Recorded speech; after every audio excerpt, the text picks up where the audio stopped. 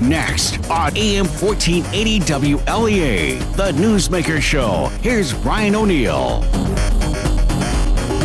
Tuesday, May 14th, 2019, we have Dr. Gary Ostrower on the line. Dr. Ostrower, Alfred University history professor, a long-time one. How many years have you been at AU as a professor, Gary?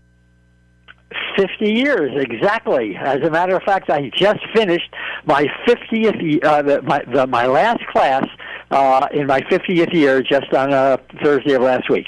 And graduation is coming up, what is it, this weekend?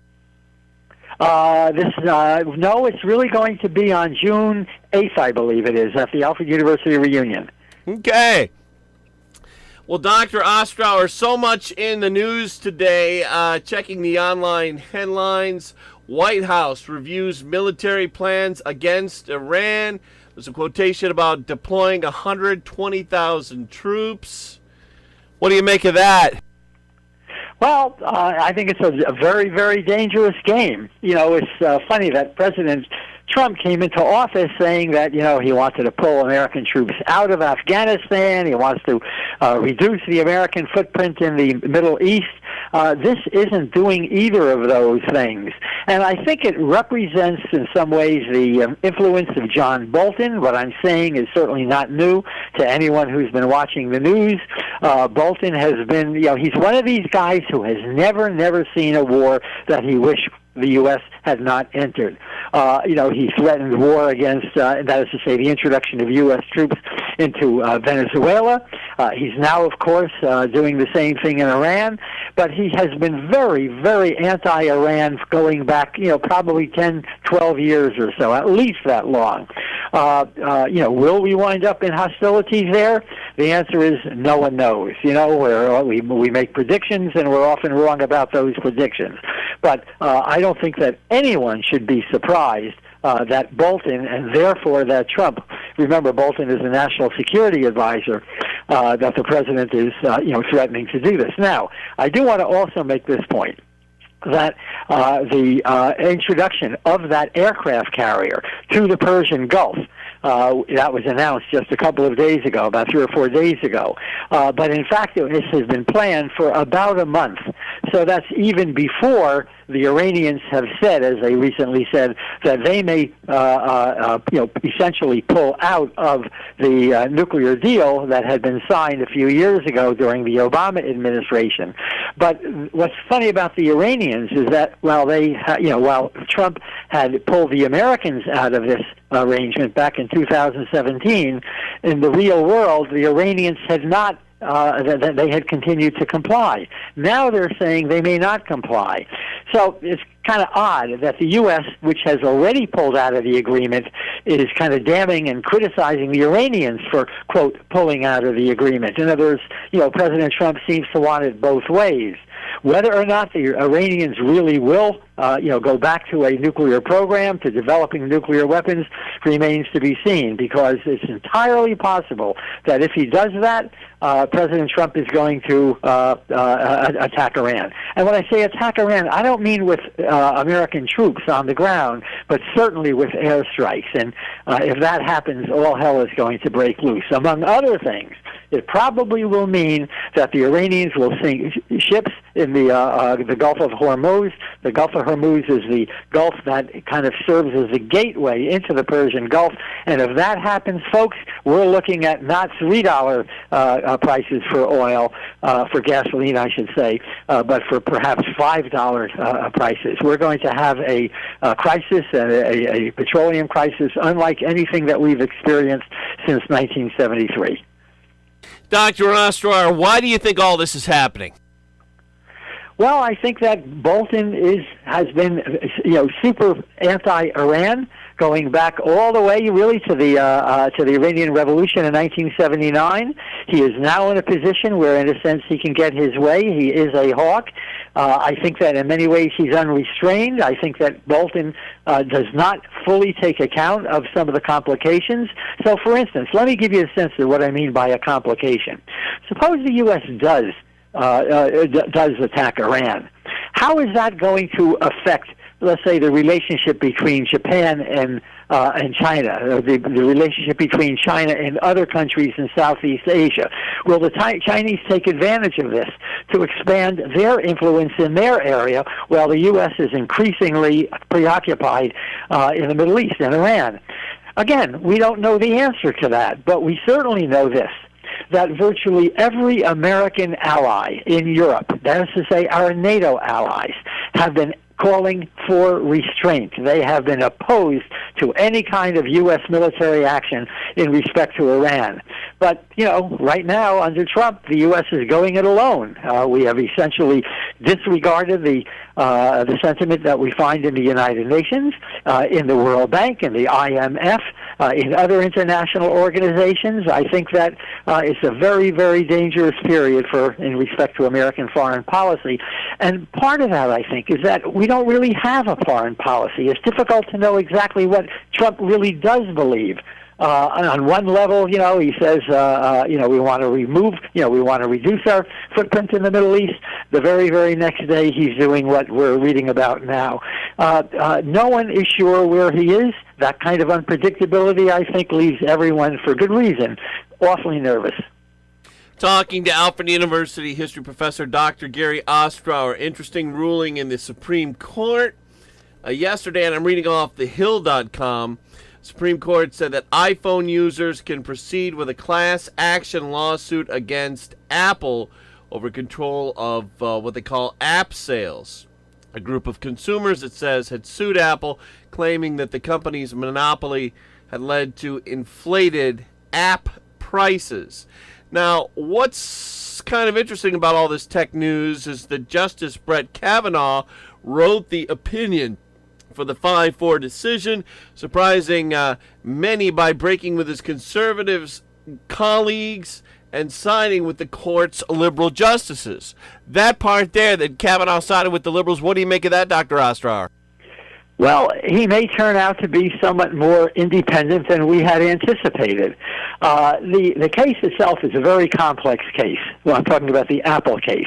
And apparently what happens here is that not only does Apple decide who is going to be able to get onto their app and who does not, but for those apps that are placed on the Apple site, 30% of what they have to pay is going to go, or 30% of what they receive is going back to Apple itself. In other words, Apple is taking a very, very substantial portion of their profit. What that means, of course, is that they're going to raise their prices, and that's why American consumers are going to be, to one extent or another, placed at something of a disadvantage here. And, I don't want to change the subject per se, but I do want to suggest that there's a kind of, how shall I put it, sort of an analogy with what's happening with Trump and the whole issue of tariffs. The president said, I think everyone knows, everyone listening here knows that the president last Friday imposed 25% tariffs on Chinese goods, on many, many Chinese goods coming into the United States. About $200 billion worth of Chinese goods that comes into the United States every year. Well, the Chinese, in return, then said that they are going to place tariffs on American goods, about $60 billion worth of American goods moving into China. So what we see here is the escalation of a trade war, and there are elements of this that go all the way back to 2017. Most Republicans have traditionally been free traders. President Trump has never been a favorite for free trade, so he's involving himself in a trade war. And I guess the point I would make here is that no one wins trade wars. In the long run, no one is going to win. The Chinese are going to pay a high price for this. The Americans are going to pay a high price for this. Well, I find it kind of interesting that President Trump said, no, the Americans are not going to pay a high price. We're going to be, raking in additional billions of dollars in revenue as the Chinese pay these these tariffs, and then we'll take those billions of dollars and we'll give it to American farmers and so forth. But in the real world, that's not the way things work. That may be true in Trump's imagination, but not in the real world. In the real world, what happens is this. As Chinese goods are costing us more because the Chinese have to pay these additional tariffs, which is nothing more than a tax on imported goods, Okay, Americans are going to have to, pay the piper. The companies that manufacture these goods, the companies in the United States, I should say, that are importing these goods, are going to raise their prices to cover the cost of that 25% increase. And who pays that? Those prices? American consumers. We're going to see this in Walmart. We're going to see this in almost every American corporation in the United States. So it's not as if we're not going to get away free on this. And of course, if the Chinese are going to have to raise their prices, then we're going to have a war that may be uncontrollable, as what happened back during the 1930s when, in 1930, Congress passed the Smoot-Hawley tariff. It was a very, very sharp increase in tariffs to protect Americans, supposedly to protect American workers against foreign competition. But then other countries retaliated, and it just took a garden variety recession and turned it into the greatest economic depression, the greatest economic catastrophe in all of American history. That's what I mean when I say no one wins trade wars. And before we go to the break, Dr. Ostrower, your thoughts on the Dow going down more than 600 points yesterday?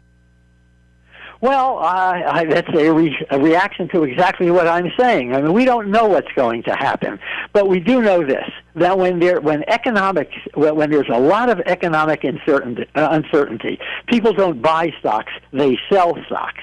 Now, this could turn out to be a one-day blip. Okay, and it's possible today that the markets are going to recover, but we simply don't know. Again, and we historians are pretty good about telling you what happened yesterday. We're not so hot about telling you what's going to happen tomorrow.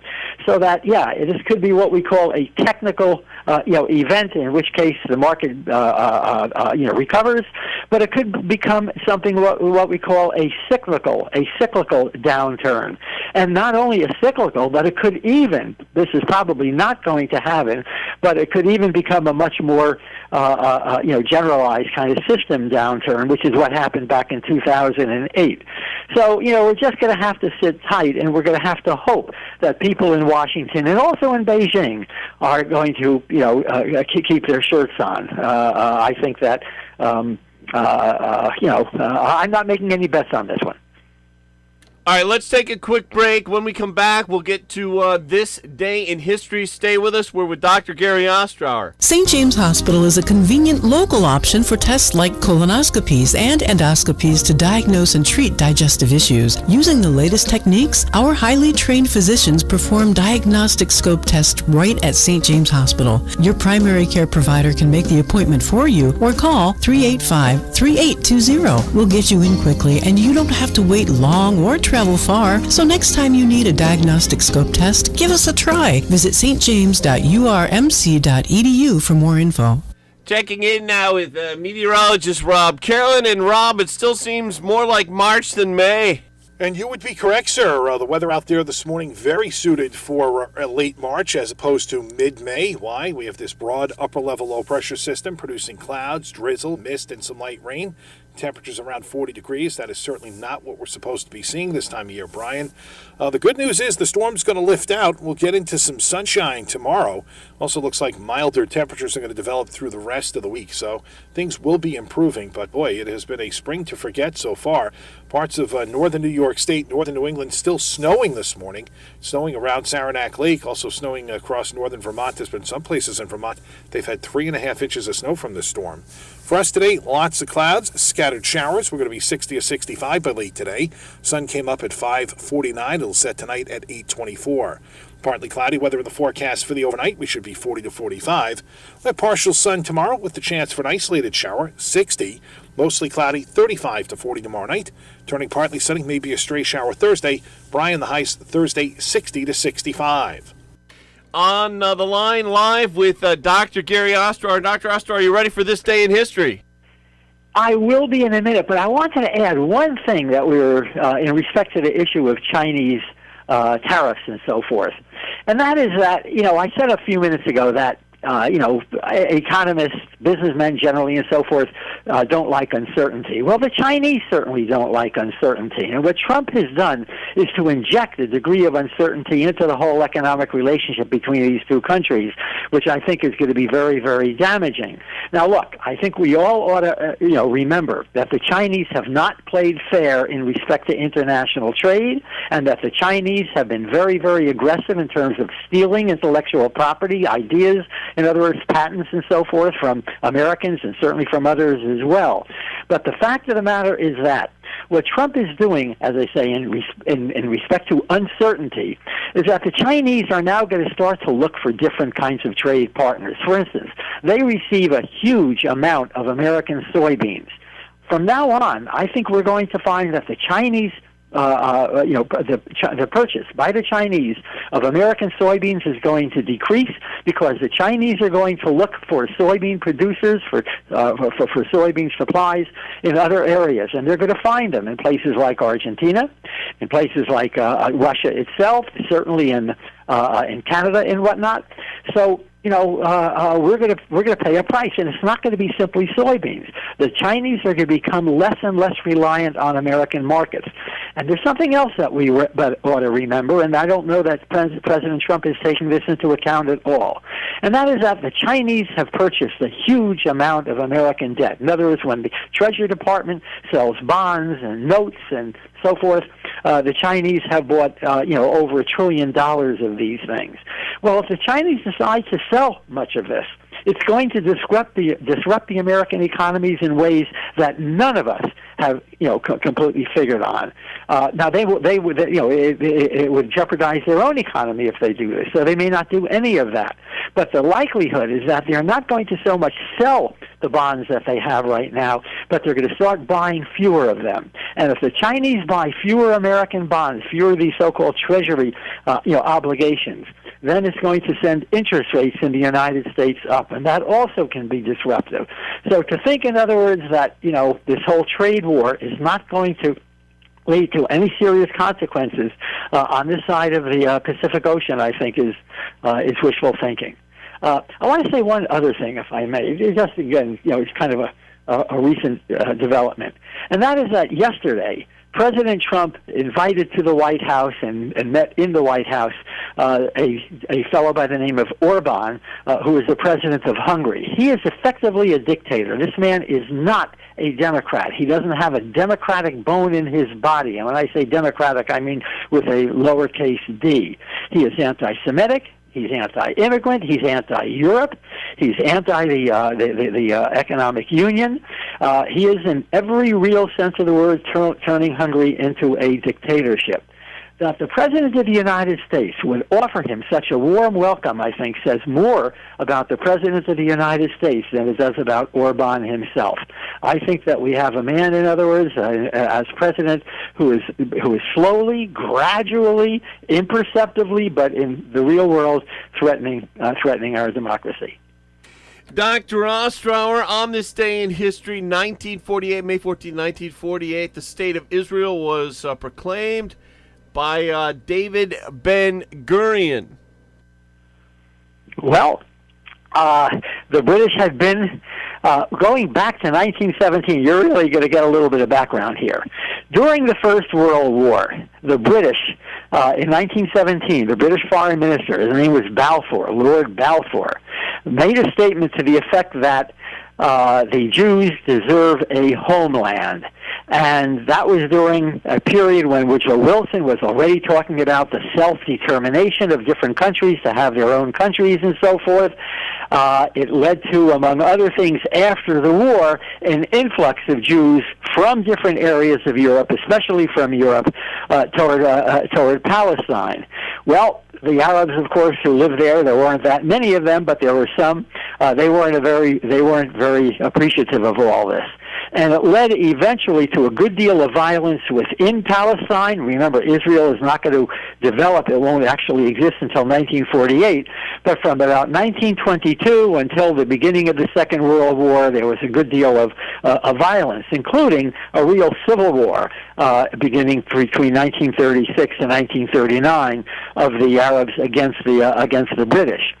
And then, beginning in 1939 with the Second World War, and especially when the Germans, when the Nazis moved east toward the Soviet Union, a huge number of Jews were targeted. Of course, we all know what happened during the Holocaust, and surviving Jews following 1945 at the end of the war, those Jews who had survived the Holocaust said, we're getting out of Europe. We're going to move to the one country that has really been very receptive, or the one area that's been very receptive, and that, of course, would be Palestine.